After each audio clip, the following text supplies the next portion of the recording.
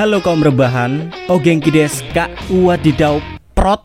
Gimana kabarnya? Film kali ini masih datang dari Korea yang berjudul Huayi a Monster Boy. Sebuah film yang menceritakan tentang seorang anak yang diasuh oleh 5 orang penjahat bengis kelas kakap, di mana anak ini nantinya akan dijadikan sebagai penerus mereka sebagai pembunuh yang sangat brutal dan juga bengis. Dan tanpa bermukadimah terlalu panjang, langsung saja siapkan gorengan dan ngumbenya. Posisikan rebahan kalian sepewe mungkin. Dan ini dia, Huayi a Monster Boy.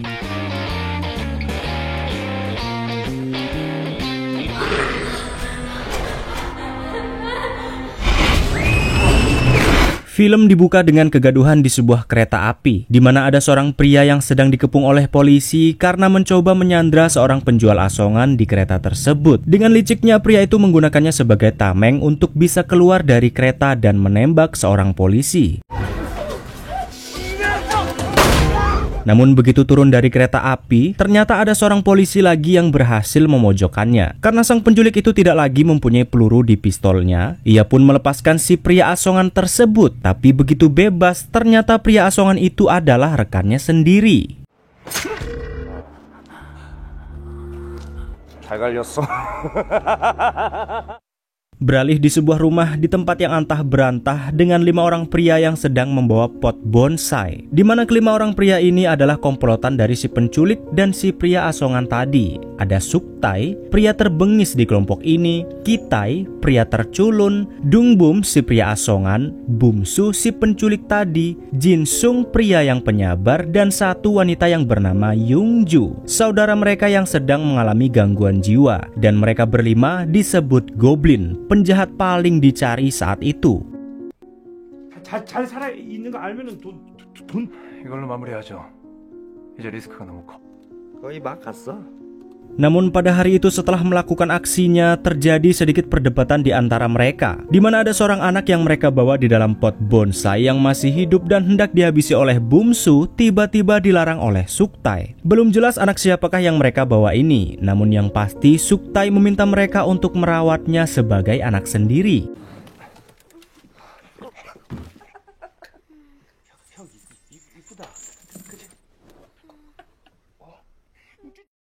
Bertahun-tahun kemudian, kelompok Goblin kembali melakukan kejahatan besar dengan merampok seorang anggota dewan yang saat itu sedang pijet. Naasnya, saat Suktai meminta si anggota dewan untuk membuka brankasnya, ia malah menipu mereka dengan membunyikan alarm, yang akhirnya membuat nyawanya harus melayang. 들키면 재미없는 거야. 나 거짓말아. Namun saat mereka semua hendak meninggalkan TKP, Suktai sendiri yang hendak menghabisi saksi mata di tempat itu, yaitu si tukang pijet, ternyata malah melepaskannya begitu saja. Alasannya karena si tukang pijet diketahui buta, jadi menurut Suktai tidak perlu sampai membunuhnya. 경찰이 오면 명심해. Dan sesaat kemudian ketika polisi sudah datang ke sana, kelompok Goblin pun langsung melarikan diri secepat mungkin, dibantu oleh seorang anak dengan mengelabui polisi yang seakan-akan kelompok Goblin kabur ke arahnya, padahal ke arah yang lain. Dan anak ini bernama Huayi. Dia adalah anak kecil yang waktu lalu di dalam pot yang kini mereka rawat sebagai anak sendiri.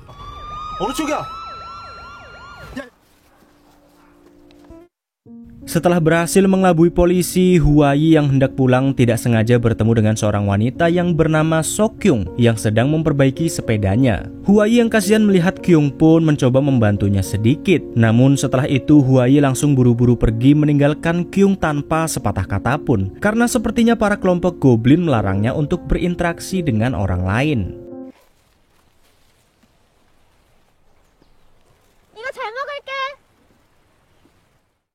Setelah sampai di rumah, Huayi yang hendak masuk pun tiba-tiba terdiam sejenak di depan pintu, terlihat sangat ketakutan. Ternyata Huayi melihat ada sesuatu yang sedang menggeram di sebalik kolong rumah, yang entah apa sebenarnya makhluk itu.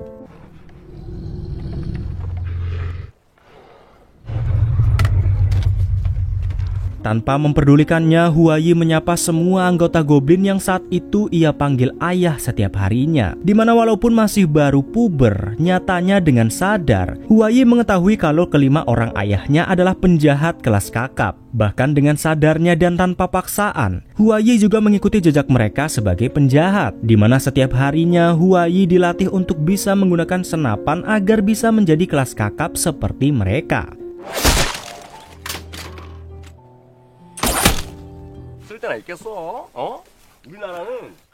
Keesokan harinya, Huayi yang sedang luang memutuskan pergi ke sebuah sekolah untuk melihat Sokyung. Yang sepertinya Huayi sendiri menyukai Sokyung sejak pertemuan pertama mereka. Bahkan saking fokusnya mata Huayi kepada Sokyung, ia tidak sadar sudah berada di tengah jalan dan hampir tertabrak truk. Setelah kejadian itu, akhirnya Sokyung dan Huayi pun ngobrol berdua di pinggir jalan sembari Sokyung melihat hasil karya seni Huayi, yakni lukisan. Karena rupa-rupanya Huayi sendiri selain jago menembak, ia ternyata juga jago melukis. Dan saat sedang asik-asiknya ngobrol, tiba-tiba Sokyung melihat ada seorang pria mesum yang baru saja keluar dari hotel dengan dua orang wanita. Yang ternyata pria itu adalah Kitai, salah satu ayah Huayi. 저 아저씨 완전 대박. 아이고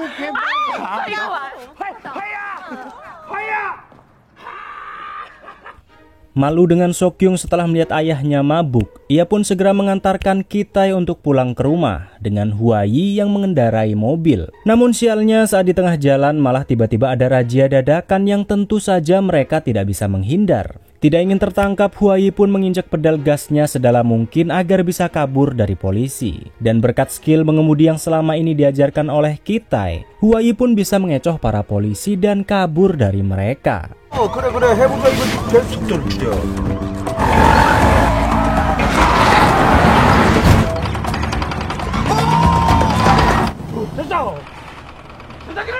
Beralih di kantor kepolisian yang saat itu sedang menginterogasi si tukang pijet yang dibebaskan oleh Suktai. Para detektif membawanya ke sana untuk dimintai keterangan siapa kira-kira pelaku yang waktu itu membebaskannya. Namun usaha mereka sia-sia karena si tukang pijet mengaku tidak bisa melihat alias buta. Namun saat para detektif sudah putus asa, tiba-tiba ada seorang detektif yang bernama Sungmin ingin menjajal untuk menginterogasi si tukang pijet. Dimana desas-desusnya Sungmin adalah detektif yang sangat hebat yang dimiliki oleh kepolisian. Dan benar saja dengan cara yang agak berbeda, Sungmin pun bisa mengetahui kalau si tukang pijet tidaklah benar-benar buta dan bisa melihat walau sedikit.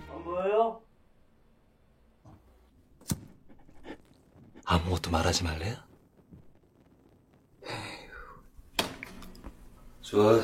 Dan karena si tukang pijat tidak ingin dijadikan umpan oleh Sungmin untuk menangkap Kitai dan kawan-kawan, ia pun memberitahukan apa dan siapa yang ia lihat saat kasus pembunuhan waktu itu. 향나무 냄새가 났어요. 8년 정도 웃었어요. 향기요?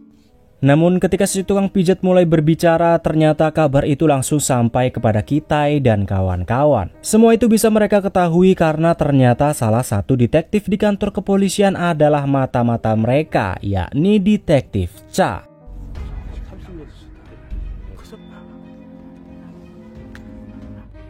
Tanpa pikir panjang karena tim Goblin sudah terancam, mereka pun segera mengambil tindakan pasti dengan mencoba membunuh si tukang pijet setelah keluar dari kantor kepolisian dengan Huayi sebagai eksekutornya. Namun begitu si tukang pijet keluar, Huayi yang sudah siap dengan snipernya tiba-tiba saja keringet dingin dan pandangannya pun teralihkan. Yang ternyata saat hendak menembak si tukang pijet, Huayi melihat sesuatu yang selama ini membuatnya takut, yakni monster yang sejak kecil selalu ia lihat.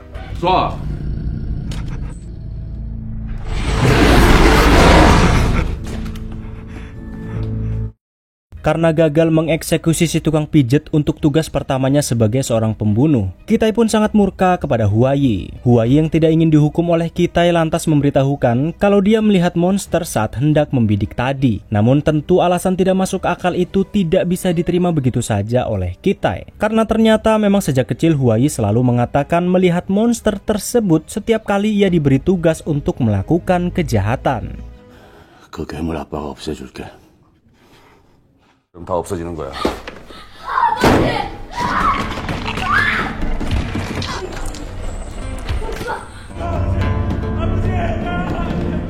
Keesokan harinya tim Goblin kembali mendapatkan tugas dari seorang kliennya untuk membunuh seorang pasangan lansia yang bernama Im Hyung Taek. Pasangan lansia itu hendak dieksekusi karena masalah politik dengan pejabat setempat, dikarenakan mereka tidak mau pergi dari tanahnya yang sudah digusur berkali-kali oleh pejabat setempat. Namun saat mendengar nama Im Hyung Taek, entah kenapa Ki-tae agak sedikit ragu untuk membunuhnya.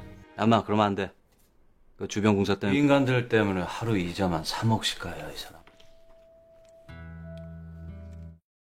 Hingga keesokan harinya tim Goblin pun mulai beraksi untuk membunuh Im Hyung Taek di rumahnya. Huai yang diberi perintah untuk masuk rumah itu secara diam-diam pun dipantau oleh mereka dengan sepucuk sniper. Namun ketika hendak membuka pintu rumah, tiba-tiba ada mobil patroli polisi yang lewat dan melihat Huai di sana. Karena para polisi itu merasa keluarga Im Hyung Taek tidak punya seorang anak, mereka pun langsung menghampiri Huai yang saat itu masih kesulitan untuk membuka pintu. 기다려.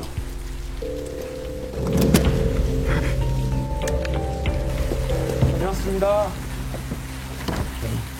Setelah berhasil masuk, Huai yang diam-diam menyisir seisi rumah tidak sengaja menemukan sebuah foto anak kecil yang terjatuh dari balik buku. Sambil melihat foto tersebut, tiba-tiba terdengar dering handphone dari balik lemari di sebuah ruangan. Dan ketika dibuka ternyata dering itu berasal dari istri Im Hyung Taek yang sedang bersembunyi sembari memberitahukan suaminya kalau ada orang yang masuk ke dalam rumah mereka. Namun ketika melihat wanita itu, Huai tampaknya tidak tega untuk membunuhnya dan pura-pura tidak tahu kalau di dalam lemari itu ada seseorang.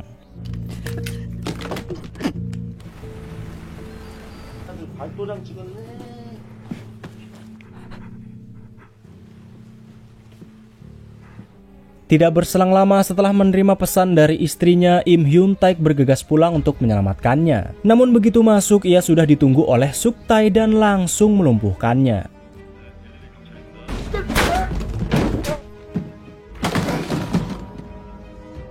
Mendengar suaminya dihajar habis-habisan, istrinya pun langsung keluar dari balik lemari dan mencoba kabur dari sana. Bumsu yang mencoba mengejarnya pun harus pasrah kehilangan istri Im Hyung Taek karena tiba-tiba ada orang yang melintas di daerah tersebut.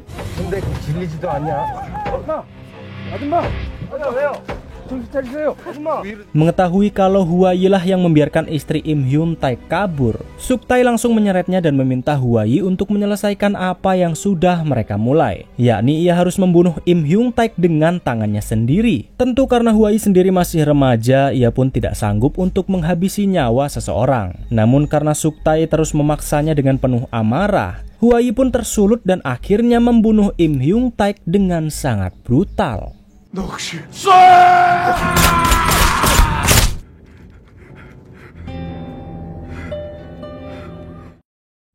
kita beralih dengan seorang pria paruh baya yang bernama CEO Jin. Dia adalah pejabat berkuasa di Korea yang menyewa Suk-tae dan kawan-kawan untuk membunuh Im Hyung Taek. Dan karena istri Im Hyung Taek selamat yang kini berada di rumah sakit, CEO Jin pun menurunkan anak buahnya langsung untuk membunuh istri Im Hyung Taek. 한번 다녀와야지 않겠어요? Sementara setelah pembunuhan tersebut, Huai memutuskan untuk kembali ke rumah Im Hyung Taek untuk mencari sesuatu. Karena ternyata saat ia menunjukkan foto yang ia temukan kepada Youngju, Youngju tanpa sengaja memberitahu kalau foto itu adalah foto dirinya saat ia masih kecil. Yang akhirnya diketahui kalau Huai sebenarnya adalah anak dari pasangan Im Hyung Taek.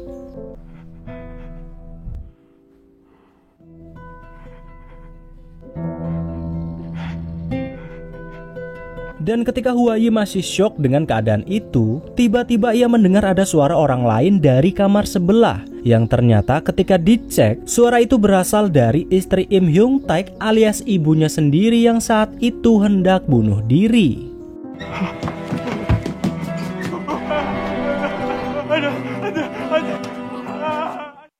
Beralih dengan detektif Sung Min yang saat itu sedang berkunjung di toko payung untuk mencari tahu pemilik payung yang ia temukan di rumah Im Hyung Taek. Yang pada saat malam pembunuhan ternyata Huai tidak sengaja meninggalkan payungnya di sana. Dan setelah mencari kesana kemari, Sung Min pun akhirnya mengetahui asal-usul dari payung itu, yakni dari kebun bonsai milik tim Goblin. Tanpa pikir panjang, Sung Min langsung menuju rumah tim Goblin dan berpura-pura hendak membeli bonsai dari tempat mereka. 화이목이라고 제주도산 사철나무에 특이한 걸 찾는데 얼마나 해요 이런 거? Mengetahui kalau Huayi sudah tahu asal-usulnya, tim Goblin pun mencarinya ke sana kemari karena Huayi yang tiba-tiba menghilang. Namun saat Jin Sung baru saja menutup teleponnya, ternyata Huayi sendiri sudah berada di ruangannya dan mendengar percakapan mereka. Dimana setelah benar-benar mengetahui kalau tim Goblin yang ia anggap ayah selama ini adalah orang-orang yang hendak membunuh keluarganya dan juga menculiknya, Huayi pun tanpa segan langsung membunuh Jin Sung. 총안 내려놔!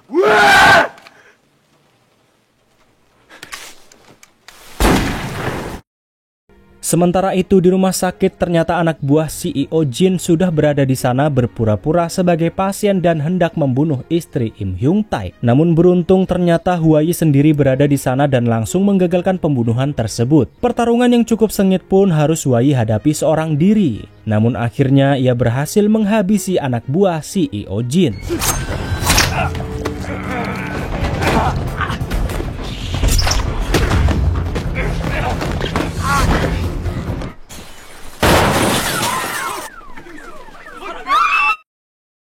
Setelah berhasil membunuh anak buah CEO Jin, Huayi kembali memburu tim Goblin untuk membalaskan dendam. Kini Huayi datang kepada Bumsu dan langsung menyerangnya. Namun karena Bumsu adalah orang yang paling brutal di antara semua tim Goblin, Huayi pun jadi kesulitan untuk membunuhnya. Bahkan Huayi hampir saja tertangkap karena semua tim Goblin yang datang untuk menangkapnya.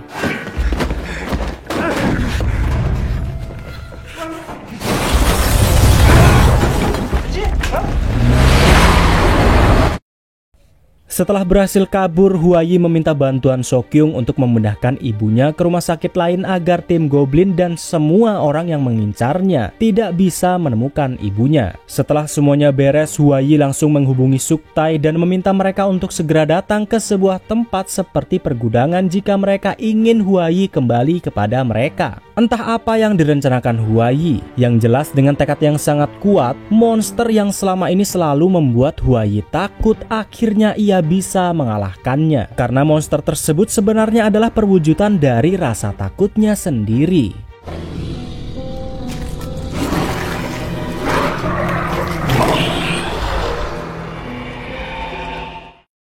Keesokan paginya, sesuai arahan Huayi, tim Goblin langsung datang ke tempat yang sudah ditentukan di sebuah pergudangan. Namun begitu mereka masuk, ternyata yang ada di dalam gudang itu bukan Huayi tapi anak buah CEO Jin. Rupa-rupanya Huayi sengaja menjebak tim Goblin dan kelompok CEO Jin agar mereka saling membunuh tanpa harus mengotori tangannya sendiri.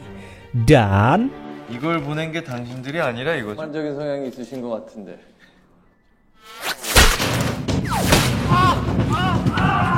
ya, Huayi dengan snipernya ternyata sudah bersiap dari tempat lain dan menembak satu persatu orang yang ada di dalam gudang. Perkelahian dan adu tembak pun pecah di antara tim Goblin dan CEO Jin. Tanpa ada yang berusaha kabur, mereka saling adu tembak habis-habisan sampai hanya menyisakan Suktae dan juga Kitae yang saat itu mencoba menghentikannya. Namun sayang, kita yang sangat menyayangi Huayi harus ikut tewas setelah terjatuh dari ketinggian.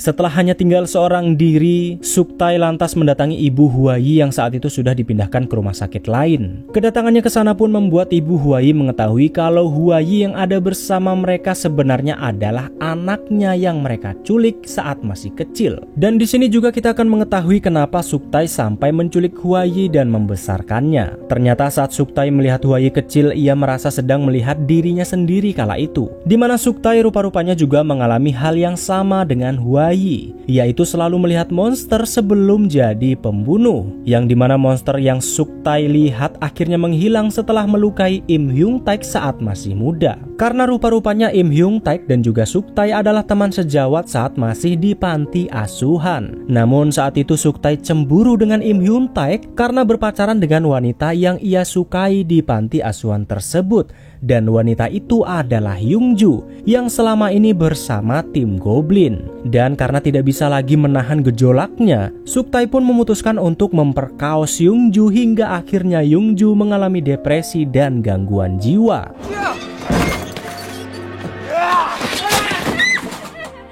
더러운 괴물이 더러워지니까 없어지더라고.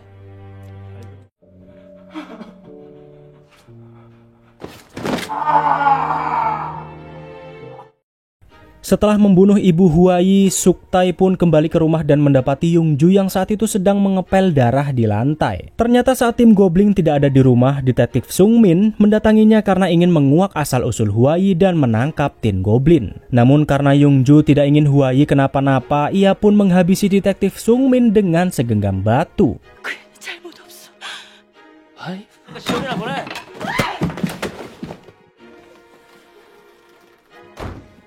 Dan setelah Young-ju membunuh Sung-min, ia pun berani membantah Suk-tae karena tidak ingin lagi diperbudak olehnya. Namun usahanya membantah Suk-tae sia-sia karena Suk-tae adalah seorang monster yang siap membunuh siapapun yang ia kehendaki. Dan ketika Suk-tae hendak membunuh Young-ju, beruntungnya Huayi tiba tepat waktu dan menggagalkannya. Bahkan detektif Sung-min yang dikira sudah mati, nyatanya masih hidup dan ikut mengacungkan pistolnya. Tapi sayang, saat Huayi menembak Suk-tae, Sung-min akhirnya tewas karena ia yang menembak Huayi dan langsung dibalas oleh Suk-tae.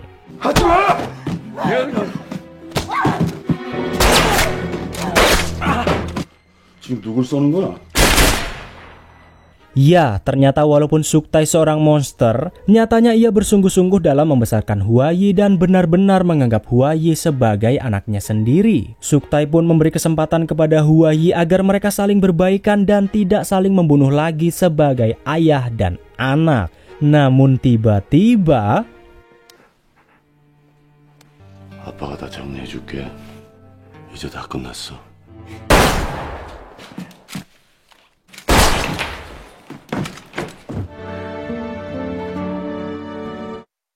Setelah berhasil membunuh semua anggota Goblin, kita akan beralih dengan CEO Jin yang sedang merayakan keberhasilannya yang akan membangun bisnis besar di Korea dengan menggusur rumah-rumah di pinggir kota termasuk rumah orang tua Huayi, yakni Im Hyung-taek.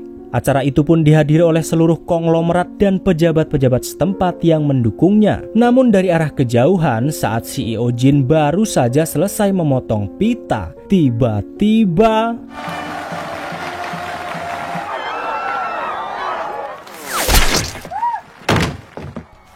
tamat.